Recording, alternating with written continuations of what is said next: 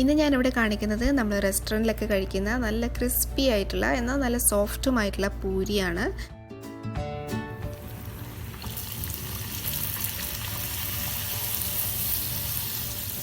അപ്പോൾ ഞാനിതൊരു കുഞ്ഞ് ടിപ്പാണ് കാണിക്കുന്നത്, അതൊന്ന് ട്രൈ ചെയ്ത് നോക്കുക. അപ്പോൾ നിങ്ങൾക്ക് വളരെ എളുപ്പത്തിൽ നല്ല അടിപൊളിയായിട്ടുള്ള പൂരി ഉണ്ടാക്കിയെടുക്കാൻ പറ്റും. കുറച്ച് ലേറ്റായിട്ട് കഴിച്ചാലും ക്രിസ്പിനെസ്സും സോഫ്റ്റ്നെസ്സും നഷ്ടപ്പെടാത്ത പൂരി ആയിരിക്കും. അപ്പോൾ നമുക്ക് നോക്കാം ഇതെങ്ങനെയാണ് ഉണ്ടാക്കുന്നത്. ഇതിന് മുന്നേ ഈ ചാനൽ നിങ്ങൾ ആദ്യമായിട്ടാണ് കാണുന്നതെങ്കിൽ തീർച്ചയായിട്ടും സബ്സ്ക്രൈബ് ചെയ്യാം. അപ്പോൾ നമുക്ക് പൂരി ഉണ്ടാക്കുന്നത് എങ്ങനെയാണെന്ന് നോക്കാം. അതിനായി ഞാനൊരു മിക്സിംഗ് ബൗളിലേക്ക് 2.5 കപ്പ് ഗോതമ്പ് പൊടിയാണ് എടുത്തിട്ടുള്ളത്.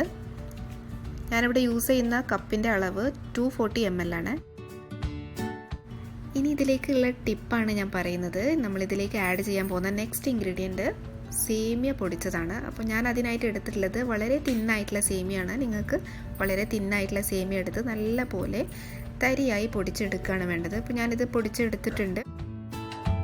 നമുക്കിത് എത്രയുണ്ടെന്ന് മെഷർ ചെയ്ത് നോക്കണം. ഞാൻ ടേബിൾ സ്പൂൺ എടുത്തിട്ട് മെഷർ ചെയ്ത് നോക്കിയപ്പം 4.5 ടേബിൾ സ്പൂണാണ് നമുക്ക് സേമിയ പൊടിച്ചത് കിട്ടിയിട്ടുള്ളത്. അപ്പോൾ നമ്മുടെ മെഷർമെൻറ്റിന് കറക്റ്റായിട്ടുള്ളത് കിട്ടിയിട്ടുണ്ട്. 2.5 കപ്പ് ഗോതമ്പ് പൊടിക്ക് 4.5 ടേബിൾ സ്പൂണ് സേമിയ പൊടിച്ചതാണ് വേണ്ടത്. അപ്പോൾ ഇത് ഞാൻ നല്ല തരിയായിട്ടാണ് പൊടിച്ചിട്ടുള്ളത്. ചിലവർ സേമിയക്ക് പകരം റവ യൂസ് ചെയ്യുന്നവരുണ്ട്. പക്ഷേ റവ യൂസ് ചെയ്യുമ്പം നമുക്ക് ചുട്ടെടുത്ത ഉടനെ തന്നെ കഴിക്കേണ്ടി വരും, ഇല്ലെങ്കിൽ അത് നല്ല ഹാർഡായി പോവും. അപ്പോൾ ഇത് യൂസ് ചെയ്യുന്ന സമയത്ത് ഇങ്ങനെ ഹാർഡായി പോകുന്ന പ്രോബ്ലം ശരിക്കും സോൾവായി കിട്ടിയിട്ടുണ്ട്. അപ്പോൾ ഞാനിനി ഈ പൊടിച്ച സേമിയ ഗോതമ്പ് പൊടിയിലേക്ക് ഇട്ട് കൊടുക്കുകയാണ്. 4.5 കപ്പ് സേമിയ ഇട്ട് കൊടുത്തിട്ടുണ്ട്. അടുത്തതായിട്ട് 2 ടേബിൾ സ്പൂൺ ഓയിലാണ് ഒഴിച്ച് കൊടുത്തിട്ടുള്ളത്. ഇത് സൺഫ്ലവർ ഓയിലാണ് ഒഴിച്ച് കൊടുത്തത്. ഇതിനുശേഷം ആവശ്യത്തിന് ഉപ്പ് കൂടി ഇട്ട് കൊടുക്കാം. ഇനി ഇതെല്ലാം നമുക്ക് നല്ലപോലെ ഒന്ന് യോജിപ്പിച്ചെടുക്കാം.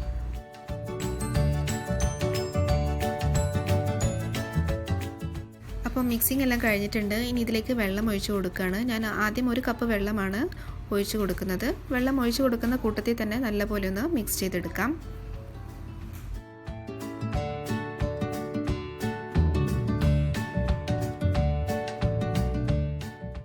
അപ്പോൾ ടോട്ടൽ ഇതിൽ 1.25 കപ്പ് വെള്ളമാണ് ഞാൻ ഒഴിച്ച് കൊടുത്തിട്ടുള്ളത്. ഇനി നല്ലപോലെ മിക്സ് ചെയ്തെടുത്ത് കഴിഞ്ഞതിന് ശേഷം കൈ ഉപയോഗിച്ച് ഇതിൻ്റെ വെള്ളത്തിൻ്റെ അളവ് കറക്റ്റ് ആണോ എന്നൊന്ന് നമുക്ക് നോക്കാം.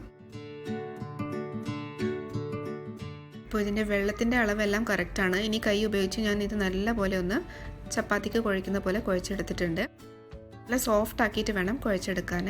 ഇനി നമുക്കിതൊന്ന് ഫ്ലാറ്റ് ആയിട്ടുള്ള ഒരു സർഫസിലേക്ക് മാറ്റിയിട്ട് ഒന്നുകൂടി ഒന്ന് കുഴച്ചെടുക്കാം.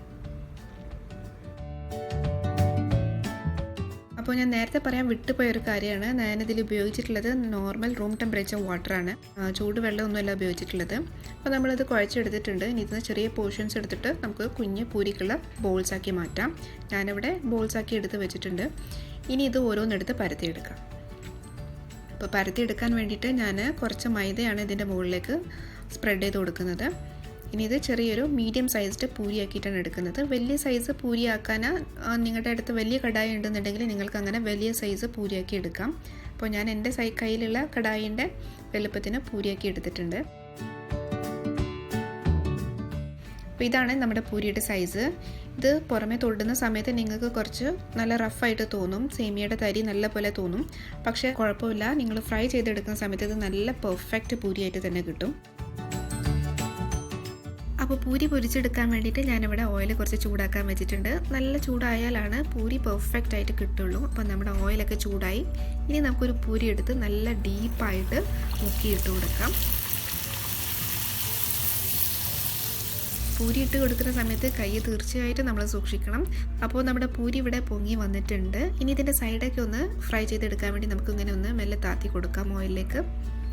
ഒരു സൈഡ് കുക്കായി കഴിഞ്ഞതിന് ശേഷം നമുക്ക് ഇത് മറിച്ചിട്ട് കൊടുക്കാം.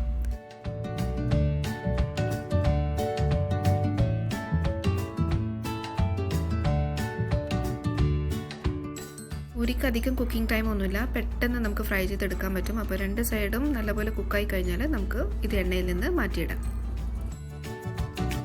അപ്പോൾ ഇതേപോലെ നമുക്ക് ബാക്കിയുള്ള പൂരികളും പൊരിച്ചെടുക്കാം.